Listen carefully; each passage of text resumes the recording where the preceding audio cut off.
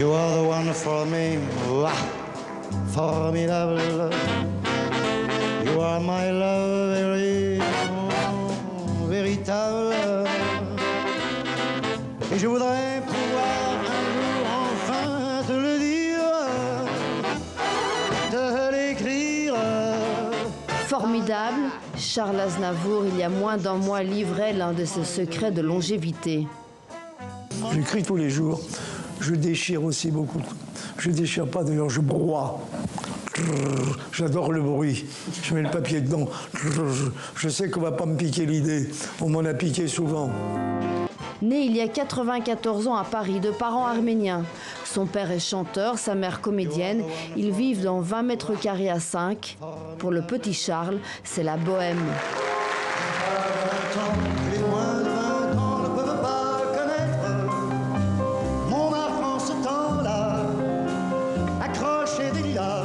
Sous nos fenêtres et cylindres garnis qui nous servaient de lit, ne payez pas de mine. C'est là qu'on s'est connus, moi qui criais famine et toi qui posais nu. La bohème. Sa petite taille, son physique, sa voix rauque, rien ne semble prédestiner le jeune artiste à la carrière qu'il va connaître.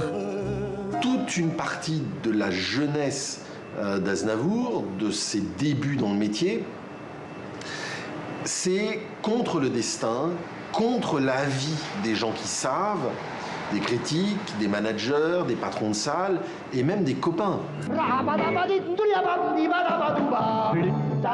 Avant Paris, c'est à Montréal qu'Aznavour fait ses premiers spectacles. Il forme un duo avec Pierre Roche. Montréal a toujours été une ville importante parce que j'y ai vécu 2 ans et demi, que j'y ai connu toutes sortes d'aventures. Artistique, amoureuse. Édith Piaf le repère.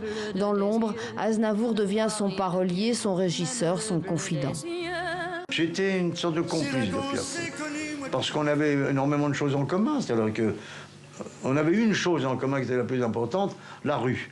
C'était pas la même manière. Elle, c'était la rue de la misère. Moi, c'était la rue de l'émigrant. Le 12 décembre 1960, à l'Alhambra, Aznavour a 36 ans et pour la première fois, il se lance seul sur scène. Sa carrière décolle. Vous me voyez déjà en haut de l'affiche, en 10 fois plus gros, n'importe qui mon nom s'étalait. Vous me voyez déjà adulé et riche, signant mes photos aux admirateurs qui se bousculaient. J'étais le plus grand des grands fantaisistes, faisant un succès si fort que les gens m'acclamaient debout. Je me voyais déjà cherchant dans ma liste celle qui le soir pourrait par faveur se prendre à mon cou. Mes traits ont vieilli bien sûr sous mon maquillage, mais la voix est là, le geste est précis et j'ai du ressort. Mon cœur s'est aigri un peu en prenant de l'âge, mais j'ai des idées, je connais mon métier et j'y crois encore. Rien que sous mes pieds, de sentir la scène, de voir devant moi un public assis, j'ai le cœur battant. On m'a pas aidé, je n'ai pas eu de veine, mais au fond de moi, je suis sûr au moins que j'ai du talent. 80 films de cinéma, mais surtout plus de 1400 chansons dans 8 langues différentes.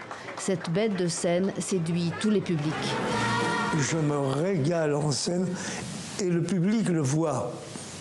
Il le voit parce que je me régale, je suis heureux, je suis chez moi.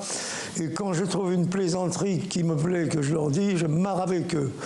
Fier de ses origines, Aznavour mettra sa célébrité au service de la cause arménienne.